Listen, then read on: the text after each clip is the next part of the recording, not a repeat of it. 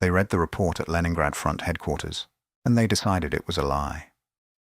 22 German tanks, destroyed by one tank, in about 30 minutes, on a farm road nobody had heard of. The staff officers had spent August reading reports of collapse, divisions that no longer existed, positions given up in an afternoon. And now this, a single heavy tank claiming a number that no crew in the war had come close to. So they sent men to walk the road and count the wrecks. They found them, everyone, burned out and bunched together on a raised causeway with swamp on both sides, exactly where the report said they would be. And then Leningrad Front did something that has never been properly explained. They read the confirmation. They accepted the count. And they refused him the medal. This is what happened on that road on the 20th of August, 1941. And why the man who did it died without the star he earned. By the middle of August 1941, the German advance on Leningrad had stopped being a battle and started being a schedule. Army Group North had broken the Luga defensive line. On the 14th, they cut the railway to Kingisepp. On the 16th, they took Volysovo station. Soviet divisions holding the river line were simply left behind, cut off, still fighting, no longer relevant to anything. Ahead of the Germans lay Krasnogvardeysk. Today it is called Gatchina. In August 1941, it was the last fortified position between Army Group North and the southern suburbs of Leningrad. Behind it, nothing organized. Militia battalions, anti-aircraft guns depressed to fire at ground targets. A city of nearly 3 million people with no second defensive belt worth the name. The Germans were advancing on Krasnogvardeysk from 3 directions at once, and the Soviet command had almost nothing left to put in front of them. What they had was the 1st Tank Division, and what the 1st Tank Division had, on the 20th of August, was 5 heavy tanks. Senior Lieutenant Zinoviy Kolobanov was 30 years old, and he was not supposed to be there.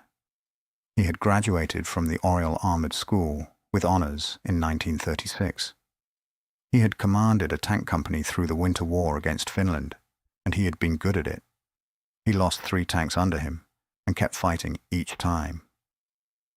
And then the armistice came, and Soviet and Finnish soldiers along parts of the line did what exhausted men do when the shooting stops. They walked out and met each other. For that, Kolobanov was convicted of fraternizing with the enemy, stripped of rank. His career, by every normal measure, was finished.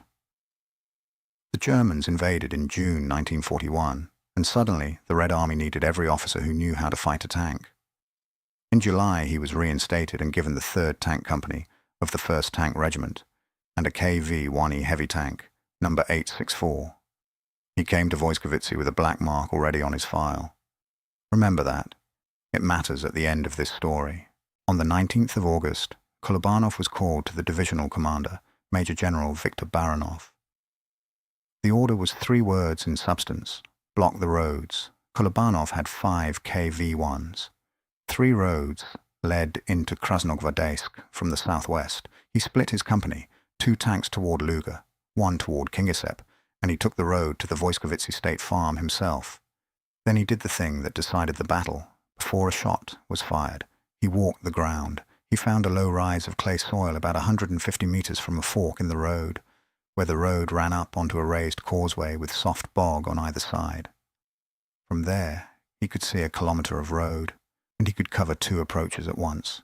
He had his crew dig the tank in, hole down, only the turret above the earth, and camouflage it. He picked 2 mature birches beside the road as Landmark 1. A T-junction 300 meters out became Landmark 2, and he ordered a double load of armour-piercing ammunition. No high explosive worth mentioning, just armour-piercing. They waited through the morning of the 20th. Junker's bombers went over high, heading northeast toward Leningrad. The crew of 864 sat in a hole in the ground and listened to them pass. Around midday, German aerial reconnaissance came over the position and found nothing. A dug-in, netted, mud-caked turret in a clay rise reads as terrain from 2,000 feet. Then the motorcyclists came. The reconnaissance screen, riding the causeway with their goggles down. Andrei Usov had them in the sight. Senior sergeant, gun commander, and by any measure one of the finest gunners the Red Army ever produced, he could have killed the lead machine. Kolobanov told him to let them pass. The motorcycles rode the length of the killing ground, saw grass and birches and empty bog, and rode on. Behind them the road stayed quiet for a while, and then the crew of 864 heard something they had heard before and would never mistake. The flat mechanical clatter of a tank column closing up on a narrow road. They came in column, light tanks, Czech-built machines and Panzer IIs, riveted hulls and 37mm guns, spaced about 40 meters apart, hatches open, commanders sitting up in the cupolas the way you do on a road you have already decided is safe.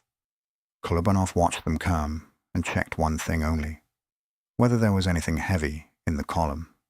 There was not. So he let them come on. All of them.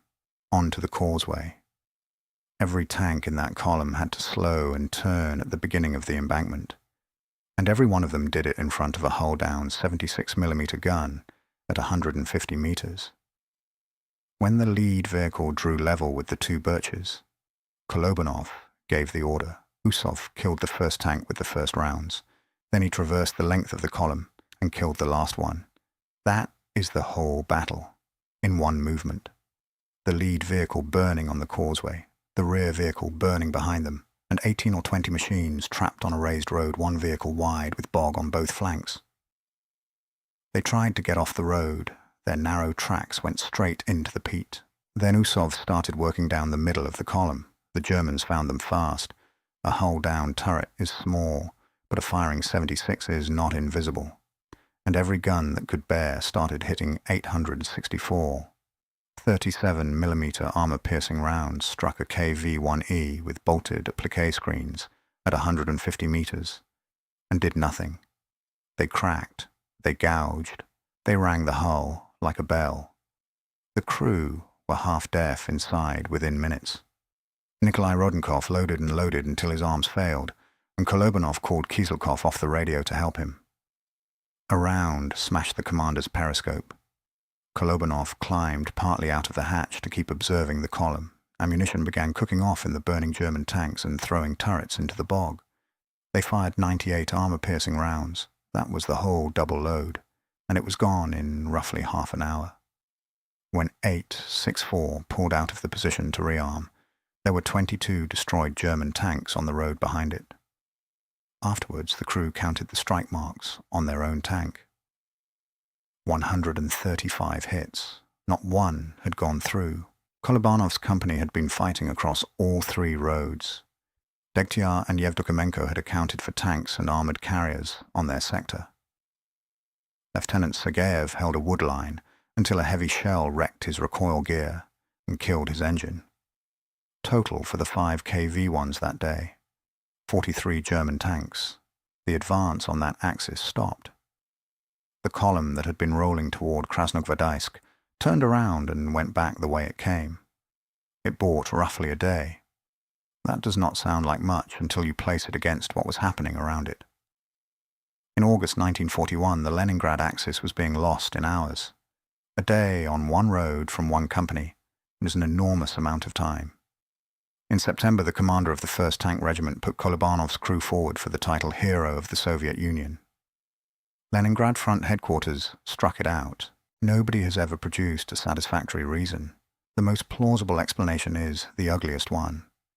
Krasnogvardeysk fell anyway, a few weeks later, and Leningrad Front was not in the business of handing out gold stars in the middle of a catastrophe.